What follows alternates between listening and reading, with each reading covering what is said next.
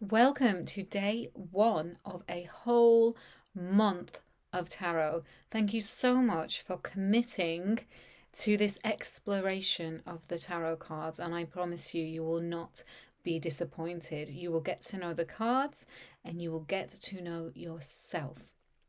So for our first day, this lesson is going to be the basics. We're going to get them all covered off.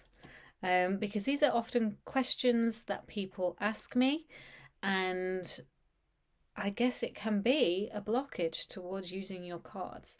So here are the answers.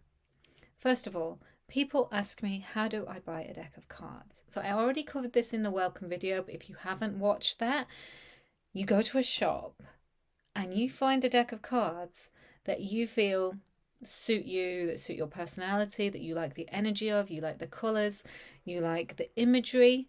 There's loads of cards online. There's cards on your big bookshops now, Amazon, places like that. There's also so many independent tarot creators. You can get them on Etsy, you can get them on Instagram. You can get mine. Cosmic Mother Tarot is my independent deck that I did myself. There are so many. And then there's the basic Rider-Waite and variations of that. What matters most is that you find a card that you feel suits you and that you feel drawn to. There's a lot of myths around other people having to buy you a deck. Not true. The only decks I've ever been bought are decks that, whilst beautiful, I am unable to use or don't feel really work with my energy. So you need to just find something that's completely unique to you. There's no worthiness, no snobbiness needed. Go get yourself a crazy, fun, colourful deck, if that's what calls, a fairy deck, if that's what calls. There are literally so many elemental decks, decks that go along with people's diverse races, religions, all kinds of things. So have a little look and find the deck that feels like home. And that's your deck. Now, second, what do you do when you get a deck of tarot cards? Well, the first thing is open. I know some of this seems so simple, but it does stop people in their tracks. And what I would recommend you doing is going through the cards one by one. So just taking some time where you will not be interrupted and just looking gently through the imagery, having a think about which cards you really like, which cards perhaps feel a little sticky and you're not sure what on earth they're talking to you about or what they might mean. And that's fine, because I still to this day, 30 years later, have cards that I sometimes struggle with depending on my mood or what other cards they arise with, and that's fine, that's natural. Continue to just gently look through them. Look for cards that maybe really repel you. You know, there are going to be some cards in the deck that you're just not going to like.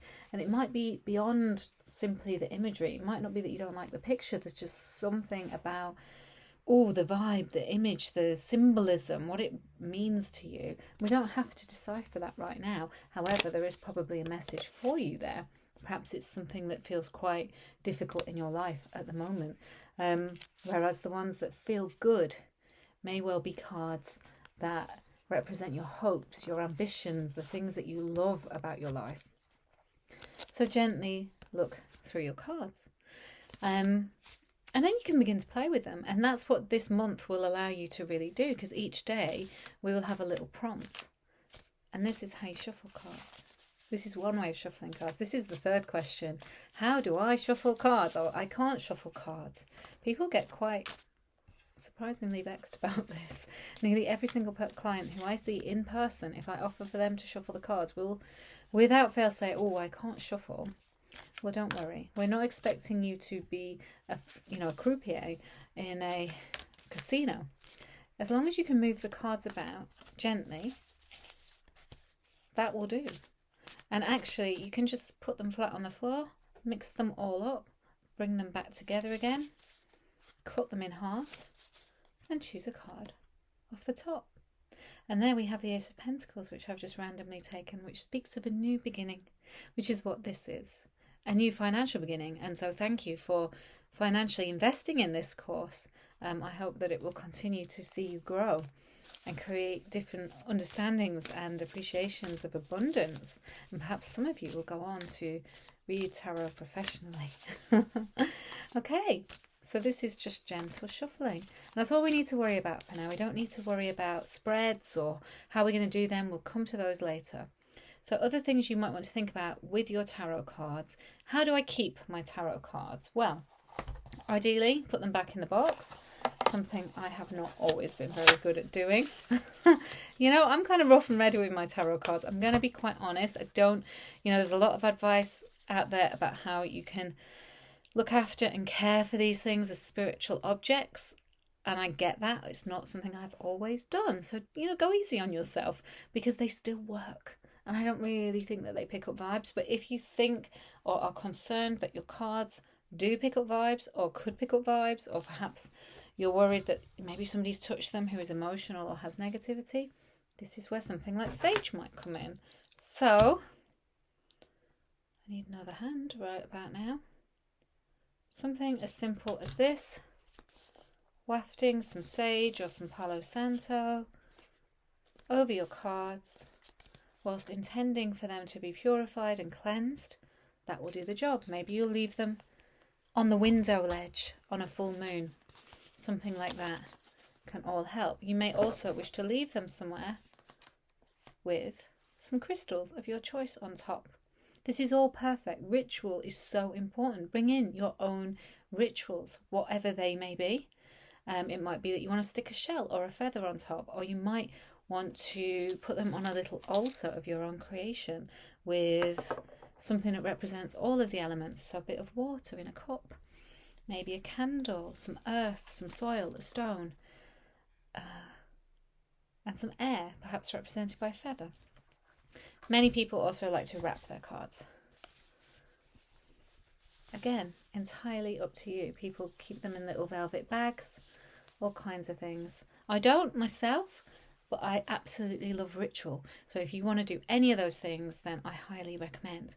Now, the final thing we're going to do today is that every day on this month of tarot, we're going to take one card. Okay? So I want you to get your deck. I have another one here. And I want you to just gently shuffle. You can do this now or you can do this after. And I want you to take one card. And this is your card for the day. So I know this is new and we're on our first day, but I want you to begin to look at the image. Think about what is the story on the card telling you. Here we have two people. We have a man in the middle. Maybe they're getting married. Maybe it's a business agreement. We can begin to understand tarot from within our own understanding of what the imagery is expressing to us. What colours are the people or the things on your card for your own personal card? And how do those colours make you feel? Is there any symbolism that you could understand? Here we have a scale. He's a king. She seems to be wearing a cape of some kind. This man in the middle looks maybe like a priest. What does this all mean in terms of your experiences of today? And I want you to sit with your card for the day to write about maybe how this card makes you feel. So start by thinking about any reflections, anything that has happened within your day, the experiences, the communications, the interactions that you've had. How might they feed into the card that you are currently holding and looking at? And keep this card out all day and begin to interpret it from within your own experiences, because that's the magic thing. The book will get you so far. So you can go away, you can buy my tarot books, you can buy other people's tarot books, you can drag one off the bookshelf, and it will tell you a great deal about what you need to know at any given moment about what that card means. But what does it mean for you? And how does it relate to your day today? And I'm going to be asking you that every day. And I'm going to encourage you to pull one card every day for the entirety of this month.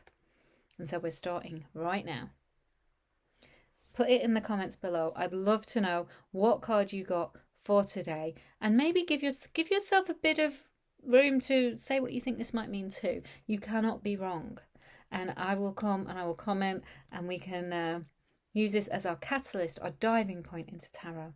So thank you so much for being here, and I will be back again tomorrow with more tarot magic.